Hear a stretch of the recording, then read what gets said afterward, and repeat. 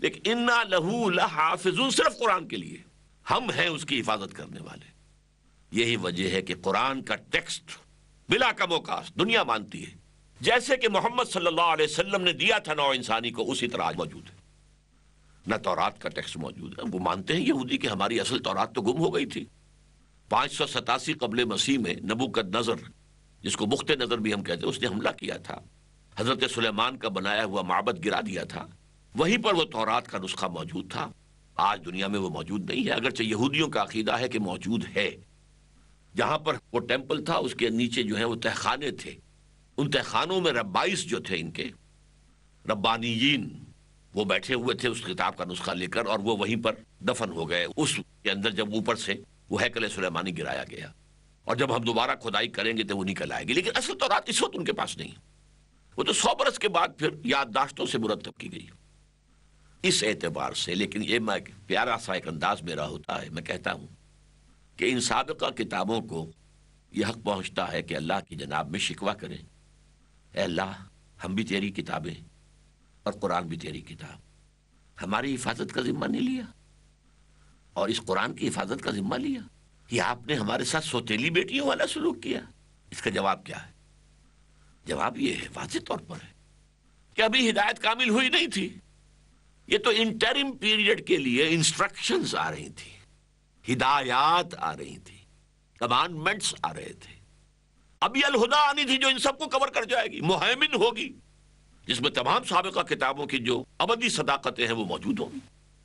تو ظاہر بات ہے کہ ہمیں کوئی کتابوں کا عجائب گھر نہیں سجانا تھا، وہ جو انٹرم پیریڈ کے لیے تھی وہ ختم ہو گئی، جو ہمیشہ کے لیے ہے وہ قائم ہے۔ اور اس میں یہ بات جان لیجئے، واقعتاً اگر ان کتابوں کی حفاظت بھی اللہ کرتا، ذمہ لے لیتا، تو کوئی تحریف نہیں ہو سکتی تھی، اور اگر قرآن کی حفاظت کا ذمہ اللہ نہ لیتا، ہم تحریف کر کے چھوڑتے۔ حضور نے فرمایا لَتَتَّبِعُنَّ سُنَنَ مَنْ قَالَ قَبْلَكُمْ، تم لازماً ان لوگوں کی پیروی کرو گے جو تم سے پہلے تھے، یہود اور نصارہ۔ لیکن یہ کہ اس میں اللہ کی حفاظت کا ذمہ تھا، تو 1400 برس تک وہ پیور ٹیکسٹ ہمارے پاس موجود ہے۔ یہ اللہ تعالیٰ کا بہت بڑا فضل ہے۔ اور اسی پر میں نے ایک جدید جھوٹے کاذب اور دجال نبی کے ایک پیروکار سے جب گفتگو کی تو وہ بہت ہکا بکا رہ گیا۔ میں نے اس سے کہا تم مانتے ہو کہ قرآن میں ہدایت کامل ہو گئی؟ میں نے ہاں ہم مانتے ہیں۔ اور میں نے کہا تم مانتے ہو کہ قرآن محفوظ ہے؟ کہ ہاں ہم مانتے ہیں۔ اگر قرآن میں ہدایت کامل ہو گئی اور وہ محفوظ بھی ہے تو مزید ہدایت کی کیا ضرورت ہے؟ یہ بتاؤ مجھے، عقلی طور پر، منطقی طور پر۔ جب کامل ہو گئی اور محفوظ کرنے کا ذمہ لے لیا اللہ نے، تو وہ کھڑکی جو ہے، وہ لینے والا، وہ اینٹینا جو تھا نبوت والا، وہ بند، اب کوئی وحی نہیں آئے گی، وحی کا دروازہ بند۔ فبہت الذی کفر، آدمی کوئی شریف النفس تھا، اس لیے اس نے خامخواہ جو ہے وہ الجھنے کی کوشش نہیں کی، چپ ہو گیا، خاموش ہو گیا۔ یہ دلیل ہے سب سے بڑی ختم نبوت کی، جیسا کہ میں نے اپنی پچھلی گفتگو میں عرض کیا تھا کہ ہم بس یہ، چونکہ اس میں جو معاملہ جو ہے ختم کا لفظ آیا ہے، تو ما کان محمد ابا احد من رجالکم ولکن رسول اللہ و خاتم النبیین۔ اچھا خاتم النبیین ہے تو خاتم المرسلین بھی ہو گئے، اس لیے کہ رسول کوئی رسول ہو ہی نہیں سکتا جو نبی نہ ہو، نبی عام ہے، رسول خاص ہے، لہذا دونوں کی جڑ کٹ گئی۔ تو یہ در حقیقت تکمیل ہدایت اور تکمیل نعمت ہدایت، واللہ متم نورہ ولو کرہ الکافرون ویاب اللہ الا ان یتم نورہ ولو کرہ الکافرون۔ اللہ تعالیٰ اپنے نور کا اتمام فرما کر رہے گا، چاہے کافروں کو کتنا ناپسند ہو۔ اور کافروں سے مراد یہاں بالفعل جو ہے، اگر آپ قرآن کے سیاق و سباق کو دیکھیں تو یہودی ہیں۔ اسی طرح ویاب اللہ الا ان یتم نورہ ولو کرہ الکافرون، یہ سورہ توبہ میں فرمایا اللہ کو ہرگز منظور نہیں مگر یہ کہ اپنے نور کا اتمام فرمائے، چاہے کفار کتنا ہی ناپسند کرے۔ تو یہ ہے تکمیل نبوت کا مظہر اول، یعنی اتمام نعمت ہدایت، تکمیل ہدایت محمد الرسول اللہ صلی اللہ علیہ وسلم پر بشکل قرآن۔ اللہ تعالی ہمیں قرآن پر حقیقی یقین عطا فرمائے، اور جیسے ہم دعائیں مانگتے ہیں اللہم ارحمنا بالقرآن العظیم واجعلہ لنا اماما و نورا و ہدی و رحمہ، اے اللہ اسے ہمارا امام بنا دے، نور بنا دے، ہدایت بنا دے، ہمارا امام بنا دے۔ لیکن ظاہر بات ہے کہ ہم خود اختیار کریں گے تب وہ ہمارا امام بنے گا نا۔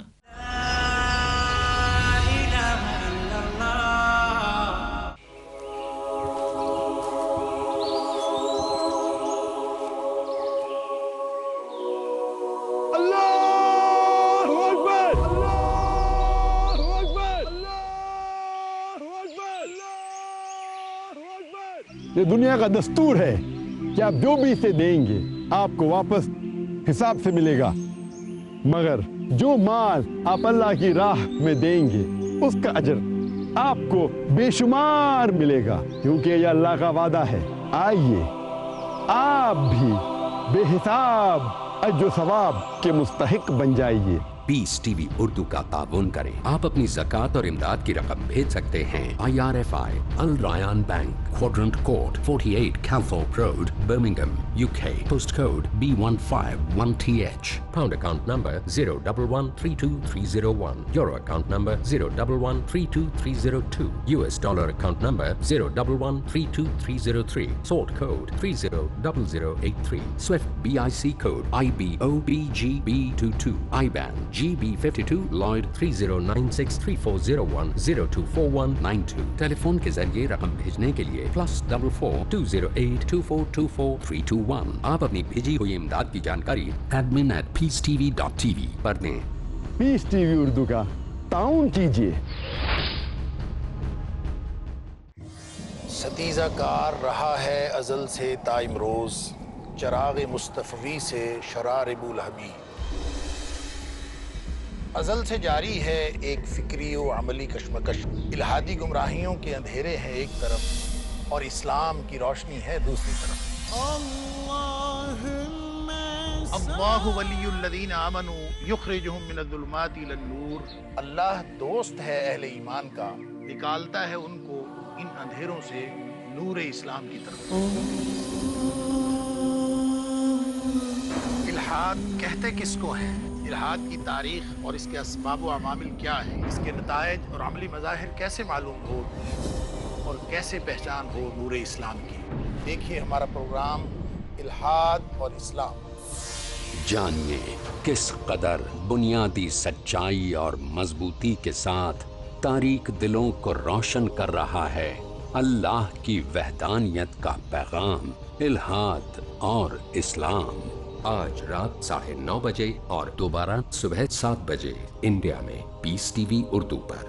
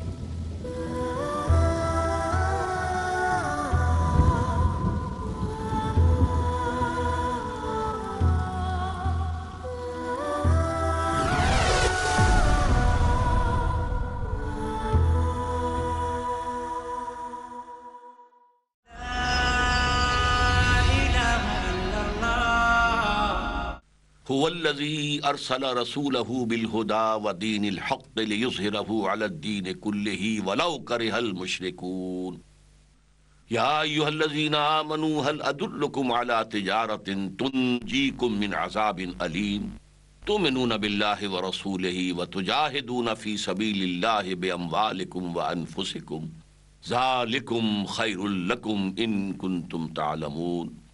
وقال تبارك وتعالى كما ورد في نفس السورة إن الله يحب الذين يقاتلون في سبيله صفا كأنهم بنيان مرصوص۔ وعن الحارث الأشعري رضي الله تعالى عنه قال قال رسول الله صلى الله عليه وسلم إني آمركم بخمس الله أمرني بهن بالجماعة والسمع والطاعة والهجرة والجهاد في سبيل الله، رواہ الامام الترمذی و امام احمد رحمہم اللہ۔ تکمیل رسالت کا ایک اور مظہر جسے میں اس کے ساتھ ہی تکمیل آدمیت کا عنوان بھی قرار دیتا ہوں، میں آج اس پر گفتگو کرنا چاہتا ہوں کہ جو مشن حضور کے سپرد کیا گیا، انقلابی مشن، نظام بدلو، اللہ کا دین قائم کرو، اللہ کی حکومت قائم کرو، وہ بات جو حضرت مسیح کہہ کر گئے تھے، جو دعا سکھا کر گئے تھے، آج بھی عیسائیوں کی جو لارڈز پریئر ہے اس کے اندر یہ الفاظ ہیں: Thy kingdom come, Thy will be done on earth as it is in heavens. اے رب تیری حکومت آئے، تیری بادشاہی آئے زمین پر، تیری مرضی جیسے آسمانوں میں پوری ہو رہی ہے، سورج اور چاند تیرے حکم سے چل رہے ہیں، فرشتے تیرے حکم کی فرما برداری کر رہے ہیں، جیسے آسمانوں میں تیری مرضی پوری ہوتی ہے اس زمین پر بھی تیری مرضی پوری ہو. Thy will be done on earth as it is in heavens. یہ کام جو سکھا کر گئے تھے اور 600 برس تک عیسائیوں نے یہ جو ہے دعا کی ہوگی، اس دعا کا ظہور اب ہوا ہے محمد رسول اللہ کی شکل میں کہ وہ اللہ کی حکومت زمین پر قائم کر کے دکھائیں. تو گویا کہ تمام جو یوزرپرس تھے، جنہوں نے بادشاہی کو اپنے قبضے میں لیا ہوا تھا، ان سب کے خلاف بغاوت تھی، ان سب کے لیے چیلنج تھا. یہ کام حضور نے کیا ہے، اور آج جو خاص پہلو میں آپ کے سامنے رکھ رہا ہوں وہ یہ ہے کہ یہ خالص انسانی جد و جہد کی سطح پر کیا ہے. اس میں معجزوں کا دخل بہت کم ہے. معجزے حضور کے ہیں، سب سے بڑا معجزہ قرآن حکیم ہے. آپ کا معجزہ معنوی ہے، حصی معجزات آپ کے بہت کم ہیں، وہ معجزے کے جو آنکھوں سے دیکھے جا سکیں. شق القمر کا معجزہ ہے، لیکن اصل میں معجزہ ہوتا ہے وہ جو مطالبے پر پیش کیا جائے. مثلا جیسے کہ قریش کہتے تھے آپ یہاں اس مکے کی سرزمین میں ایک باغ ہمیں لگا کے دکھا دیں، اس میں چشمے بھی بہا دیں، آپ یہاں اپنے لیے ایک محل جو ہے سونے اور چاندی کا محل بنا کے دکھا دیں. اچھا آپ آسمان پہ چڑھ کر دکھائیں، ہماری نگاہوں کے سامنے جائیں اور کتاب لے کر اتریں، آپ مانیں گے؟ جب آپ یہ کر کے دکھا دیں گے ہم مان لیں گے. آخر رسولوں کو معجزے دیے گئے تھے نا. حضرت موسیٰ علیہ السلام آپ خود کہتے ہیں ان کی لاٹھی سانپ بن جاتی تھی، ان کا ہاتھ وہ نکالتے تھے اپنے گریبان سے اور وہ سورج کی طرح چمکتا اور روشن ہو جاتا تھا. آپ خود بتاتے ہیں حضرت صالح نے معجزہ دکھایا، قوم نے طلب کیا کہ اے صالح اگر اس سامنے چٹان سے ابھی ایک گابن اونٹنی برآمد ہو جائے ہم تمہیں مان لیں گے. وہ گابن اونٹنی برآمد ہوئی، انہوں نے مانا پھر بھی نہیں. لہذا اللہ نے یہ طے کر لیا تھا کہ ہم انہیں ایسے معجزے نہیں دکھائیں گے، اس لیے کہ ایسے معجزے دکھانے کے بعد پھر قوم کو مہلت نہیں ملتی، پھر بھی وہ ایمان نہیں لاتی تو نسیم منسیہ ان کو ختم کر دیا جاتا ہے. وہ عذاب استیصال جڑ سے اکھاڑ کر پھینک دینا قوم کو، جو قوم نوح پر آیا ہے، قوم ہود پر آیا ہے، قوم صالح پر آیا ہے، قوم لوط پر آیا ہے، بلکہ شہروں کو نام لینا چاہیے کہ جو سدوم اور عمورہ کی بستیوں پر آیا ہے، جو قوم شعیب پر آیا ہے، جو آل فرعون پر آیا، پھر وہ عذاب آتا ہے. اس اعتبار سے اللہ نے فرمایا اگر ہم وہ معجزہ دکھا دیں اور پھر بھی یہ ایمان نہ لائے تو ابھی قصہ ختم ہو جائے گا، ان کو ختم کر دیں گے ہم. لہذا ہم معجزہ نہیں دکھائیں گے. ہمارا اصل معجزہ یہ قرآن ہے، یہ معجزہ ہے، آؤ اس کا مقابلہ کر لو، چیلنج دے دیں آپ. وَإِن كُنتُمْ فِي رَيْبٍ مِّمَّا نَزَّلْنَا عَلَىٰ عَبْدِنَا فَأْتُوا بِسُورَةٍ مِّن مِّثْلِهِ وَادْعُوا شُهَدَاءَكُم مِّن دُونِ اللَّهِ إِن كُنتُمْ صَادِقِينَ. اگر تم سچے ہو، واقعتاً تمہیں شک ہے کہ یہ قرآن اللہ کا کلام نہیں ہے، محمد خود اس کی تصنیف کر رہے ہیں صلی اللہ علیہ وسلم، تو تمہارے اندر بڑے بڑے خطیب ہیں، بڑے بڑے ادیب ہیں، بڑے بڑے شاعر ہیں، وہ سب جمع کر لو، اور جنات میں سے بھی تمہارے جو کاہنوں کے جو ہوتے ہیں، جو موکل، ان کو بھی لے آؤ، اور سب مل کر ایک سورت قرآن جیسی بنا کر دکھا دو. وَإِن لَّن تَفْعَلُوا وَلَن تَفْعَلُوا، پھر اگر نہ کر سکو اور ہرگز نہیں کر سکو گے، فَاتَّقُوا النَّارَ الَّتِي وَقُودُهَا النَّاسُ وَالْحِجَارَةُ، تو ڈرو، بچو اس آگ سے جس کا ایندھن بنیں گے انسان اور پتھر. تو اصل معجزہ حضور کا قرآن تھا، معنوی، اور یہ وہ معجزہ ہے کہ حضور کے انتقال کے بعد بھی موجود ہے. حضرت موسیٰ کا معجزہ عصا کا، حضرت موسیٰ کے انتقال کے بعد تو وہ لٹھیا ہے، وہ اب سانپ تو نہیں بنے گی. وہ جو ان کے ہاتھ جو نکلتا تھا چمکدار، وہ حضرت موسیٰ کی زندگی میں تھا، بعد میں تو نہیں ہے. یہ دائمی معجزہ ہے. لیکن بہرحال جو جد و جہد کی ہے حضور نے، جس کے لیے پھر اللہ نے فرمایا اس آیہ مبارکہ کے بعد سورہ صف کے اندر، هو الذی ارسل رسولہ بالہدی ودین الحق لیظہرہ علی الدین کلہ ولو کرہ المشرکون. وہی اللہ جس نے بھیجا ہے اپنے رسول کو صلی اللہ علیہ وسلم الہدا اور دین حق دے کر، تاکہ غالب کرے اس دین حق کو تمام ادیان پر، دین جمہور پر بھی، دین الملوک پر بھی، تمام ادیان کے اوپر، یا پورے کے پورے نظام زندگی پر، چاہے یہ مشرکوں کو کتنا ہی ناگوار ہو، اب پکارا یا ایھا الذین آمنو، اے وہ لوگو جو ہمارے نبی ہمارے رسول محمد پر ایمان لائے ہو صلی اللہ علیہ وسلم، ایمان کے دعوے دار ہو، هل ادلکم علی تجارت تنجیکم من عذاب الیم، کیا میں تمہیں بتاؤں وہ کاروبار، وہ تجارت جو تمہیں دردناک عذاب سے، جہنم سے چھٹکارا دلائے؟ اب اس کا جواب خود دیا، تؤمنون باللہ ورسولہ وتجاہدون فی سبیل اللہ باموالکم وانفسکم، اللہ پر اس کے رسول پر ایمان رکھو جیسا کہ ایمان رکھنے کا حق ہے، اور جہاد کرو اللہ کی راہ میں اپنے مال کے ساتھ، اپنی جانوں کے ساتھ، ذالکم خیر لکم ان کنتم تعلمون، یہی تمہارے لیے بہتر ہے اگر تم سمجھتے ہو کہ تمہارے لیے کیا خیر ہے اور کیا شر ہے۔ اچھا، یہ جہاد جو ہے یہ تو بہت وسیع ہے، دعوت انسان دے رہا ہے یہ بھی جہاد ہے، دعوت اور تبلیغ کے کام میں لگا ہوا یہ بھی جہاد ہے، اپنے نفس کے خلاف جنگ کر رہا یہ بھی جہاد ہے، نفس کے خلاف جہاد، اس لیے حضور نے فرمایا المجاہد من جاہد نفسہ، مجاہد اصل تو وہ ہے جو اپنے نفس کے خلاف جہاد کر سکے، باہر کے دشمنوں سے جہاد کر رہے ہو اور خود تمہارے اندر جو اللہ کا دشمن بیٹھا ہے نفس امارہ، اس کی تمہیں فکر ہی نہیں۔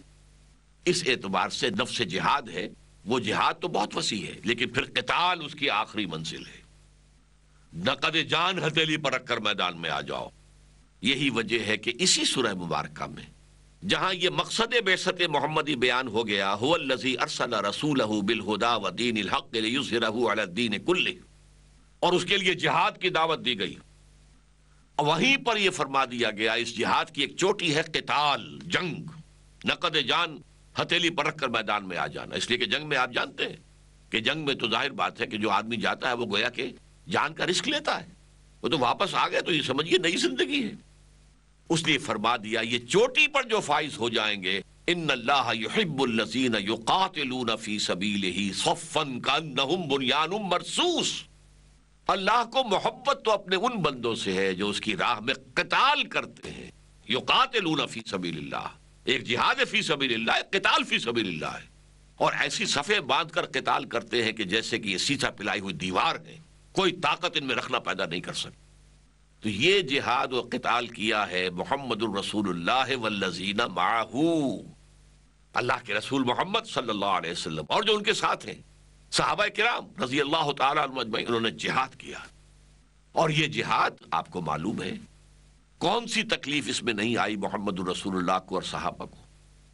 سب سے پہلے وربل پرسیکیوشن ہوئی، زبانی ایذا رسانی، پاگل ہو گئے ہو، دماغ خراب ہو گیا ہے، شاید ساحر ہو گئے ہو، یا کسی کا سحر تم پر ہو گیا، مسحور ہو گئے ہو، مجنون ہو گئے، کوئی جن تم پر آ گیا ہے، یا تمہارا دماغی توازن خراب ہو گیا ہے، جھوٹ بولتے ہو، تم نے ایک جو ہے عجمی غلام اپنے گھر کے اندر بند کیا ہوا ہے، وہ ہے تورات کا اور انجیل کا عالم، وہ تمہیں ڈکٹیشن دیتا ہے صبح شام، اور آ کر ہم پر دھونس جماتے ہو کہ یہ آسمان سے وہی آئی ہے، اکتتبہا، یہ تو تم نے ان سے ڈکٹیشن لے لی ہے۔ تو اسی طریقے سے حضور کو ستایا گیا، اور اس سے یہ نہ سمجھیے کہ حضور کو دکھ نہیں ہوتا تھا، دکھ ہوتا تھا، اس لیے قرآن مجید میں کہا گیا ہے وَلَقَدْ نَعْلَمُ أَنَّكَ يَضِيقُ صَدْرُكَ بِمَا يَقُولُونَ، ہمیں معلوم ہے آپ کا دل بھجتا ہے، آپ کا سینہ تنگ ہوتا ہے اس سے، لیکن فَاصْبِرْ عَلَى مَا يَقُولُونَ وَاهْجُرْهُمْ هَجْرًا جَمِيلًا، جھیلیے، برداشت کیجئے، صبر کیجئے، جو کچھ کہہ رہے ہیں سنیے، البتہ ان سے قطع تعلق کیجئے خوش اسلوبی کے ساتھ۔ اچھا بھائی آپ کی سمجھ میں بات نہیں آ رہی، سلام، آپ اب پھر کبھی بات کر لیں گے، ابھی تو آپ کی سمجھ میں میری بات نہیں آ رہی، میری سمجھ میں آپ کی بات نہیں آ رہی، تو وَاهْجُرْهُمْ هَجْرًا جَمِيلًا، لیکن وَاصْبِرْ عَلَى مَا يَقُولُونَ، جو وہ کہیں اسے جھیلو، برداشت کرو۔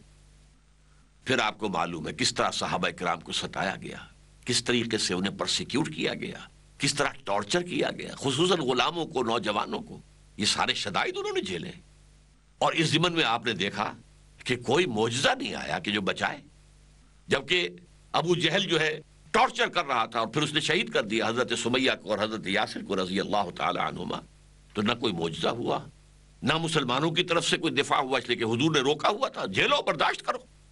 اس لیے کہ ابھی ہماری تعداد کم ہے، ہم نے جوابی کارروائی کی تو ظاہر بات ہے کہ دشمن ہمیں کچھ کر رکھ دے گا، تو we have to gain time, ہمیں تو بریدنگ اسپیس چاہیے، لہذا جھیل لو، برداشت کرو۔ حضرت سمیہ اور حضرت یاسر شہید کر دیے گئے، حضرت بلال کے ساتھ جو ہوا یہ سب کچھ ہوا کہ نہیں ہوا؟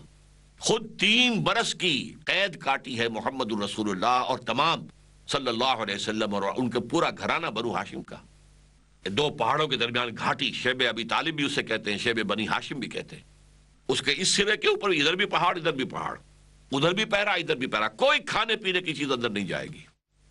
یہ حال ہوا ہے کہ بنی ہاشم کے چھوٹے چھوٹے بچے پھول جیسے وہ بلک رہے ہیں، کچھ نہیں ہے سوائے اس کے کہ سوکھے چمڑے ابال کر ان کا پانی ان کے حلق میں ٹپکایا جا رہا ہے۔ یہ سختیاں جھیلی ہیں محمد رسول اللہ صلی اللہ علیہ وسلم۔ وہاں من و سلوہ نازل نہیں ہوا، اللہ اتار نہیں سکتا تھا۔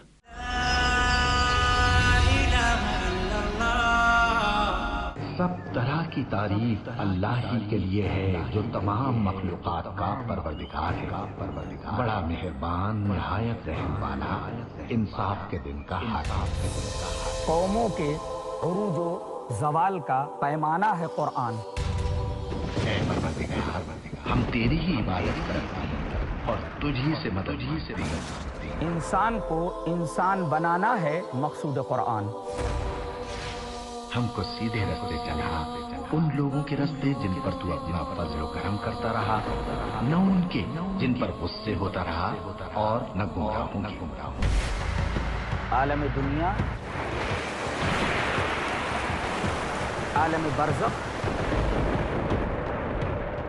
عالم آخرت، ان تینوں مراحل میں کامیابی سے ہمکنار کرنے والا ہے قرآن۔ الف لام میم۔ قرآن سے تعلق کیسے قائم کریں یہ جاننے کے لیے دیکھیے ہمارا پروگرام فیضان کتاب و سنت، صرف پیس ٹی وی اردو پر۔ حاصل کیجئے وہ تعلیم جو انسانیت کے لیے ہے باعث ہدایت۔ فیضان کتاب و سنت، کل رات 7:30 بجے اور دوبارہ صبح 10:30 بجے انڈیا میں پیس ٹی وی اردو پر۔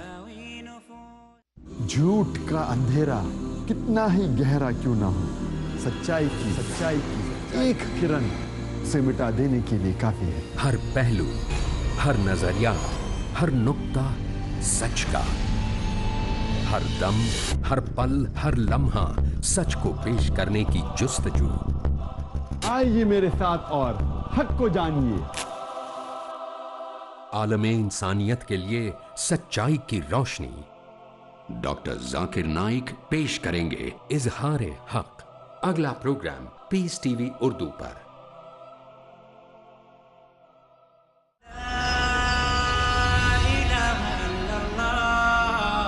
محمد رسول اللہ نے جو جماعت تیار کی، جب جنگ کا مرحلہ آیا، انہوں نے جہاں حضور کا پسینہ گرا وہاں اپنی خون کی ندیاں بہا دی۔ اور اس کے بعد قتال جب آیا ہے تو قرآن مجید میں ان کا نقشہ کھینچا گیا ہے سورہ توبہ کے اندر، یقاتلون فی سبیل اللہ فیقتلون ویقتلون۔ اللہ کی راہ میں جنگ کرتے ہیں، قتل کرتے بھی ہیں، قتل ہوتے بھی ہیں۔ غزوہ بدر کے اندر 70 بڑے اکابر سردار جو تھے قریش کے مارے گئے، واصل جہنم ہوئے، اور صرف 14 صحابہ شہید ہوئے، 13 آن دی اسپاٹ، اور ایک جو زخمی ہو گئے تھے وہ راستے میں مدینہ جاتے ہوئے فوت ہو گیا، 14۔ اس کے برعکس ہو گیا، ایک غلطی ہو گئی صحابہ کرام سے، تو غزوہ احد کے اندر 70 صحابہ شہید ہو گئے، اور اس میں حضرت حمزہ جیسی شخصیت، حضرت مصعب بن عبید جیسی شخصیت، ان دونوں کی قبریں ہیں کہ جو علیحدہ ہیں، باقی سب کے لیے تو جتنے بھی شہداء تھے وہ ایک ہی اجتماعی قبر میں دفن ہیں۔ دامن احد میں آپ جب جاتے ہیں حج کرنے کے لیے، عمرہ کرنے کے لیے، وہاں دیکھتے ہیں ایک کمپاؤنڈ میں یہ 2 قبریں ہیں، حضرت حمزہ، اور کون ہے حمزہ؟ حضور کے چچا بھی ہیں، چچا بھتیجے کا رشتہ بھی ہے، خالہ زاد بھائی ہونے کا رشتہ بھی ہے، دودھ شریک بھائی ہونے کا، ایک ہی لونڈی نے دونوں کو دودھ پلایا۔ دودھ شریک بھائی عرب میں تو حقیقی بھائیوں کی مانند ہو جاتے تھے۔ اور پھر یہ کہ ساتھ کے کھیلے ہوئے ہمجولی بھی ہیں، اسد اللہ بھی ہیں، اسد رسول ہی بھی ہیں۔ اور ان سب کا جو آپ نے دیکھا، ان کی لاشیں آئی ہیں، حضرت حمزہ کی ناک کٹی ہوئی ہے، کان کٹے ہوئے ہیں، پیٹ چاک کر کے کلیجہ چبایا گیا ہے۔ یہ سختیاں جھیلی ہیں محمد رسول اللہ صلی اللہ علیہ وسلم نے۔ آپ کو معلوم ہے غزوہ احزاب میں کیا ہوا ہے؟ کچھ کھانے پینے کو نہیں، 12,000 کا لشکر آ گیا، اور اس 12,000 کے لشکر نے جو گھیرے میں لیا ہے تو راستے بند ہو گئے، باہر سے کوئی بھی رسد نہیں آ سکتی، کھانے پینے کی چیزیں نہیں آ سکتی، فاقوں پر فاقے ہو رہے ہیں، محاصرہ طول کھینچ رہا ہے۔ حضرت سلمان نے مشورہ دیا رضی اللہ تعالی عنہ کہ خندق کھود لیا کرتے ہیں ایسے حالات میں، ہمارے ایران میں یہ طریقہ ہے، حضور نے پسند کیا خندق کھودو۔ اب فاقہ زدہ ہے، شدید سردی ہے، اور خندق کھود رہے ہیں، خندق کھود رہے ہیں، خود حضور بھی لگے ہوئے ساتھ۔ اور اس میں یہ ہے کہ جب وہ تنگ آ گئے، بالکل یوں سمجھیے کہ جاں بلب ہو گئے، آئے حضور اب یہ بھوک اور یہ فاقہ برداشت نہیں ہو رہا، حضور دیکھیے ہم نے اپنے پیٹوں پر پتھر باندھے ہوئے ہیں، کہیں گبر دوہری نہ ہو جائے۔ حضور نے اپنا کرتا مبارک اٹھا کر دکھایا، 2 پتھر بندھے ہوئے ہیں۔ اتنی شدید کیفیت، منو سلوہ نازل نہیں ہوا، کیونکہ اے نبی آپ نے انسانی سطح پر کوشش کر کے دکھانا ہے۔ اقبال نے بہت عمدہ شعر کہا ہے، فکر انسان پر تیری ہستی سے یہ روشن ہوا، ہے پرے مرغ تخیل کی رسائی تا کجا۔ تو واقعہ یہ ہے کہ انسان کو معلوم ہوا محمد رسول اللہ والذین معہ صلی اللہ علیہ وسلم و رضی اللہ تعالی عنہم، ان کی اس جد و جہد سے معلوم ہوا انسان کے اندر اللہ نے کتنی طاقت رکھی ہے، کتنے بڑے دشمن کے ساتھ مقابلہ کیا ہے، کس طرح پروانہ وار جانے دی ہیں، کس طرح قربانیاں دی ہیں۔ حکم آ گیا ہجرت کا تو چھوڑ دیا، گھر بار چھوڑ دیا، اور بال بچوں کو جو مکے کے جو بھیڑیے تھے مشرکین، ان کے رحم و کرم پر چھوڑ کر چلے آئے۔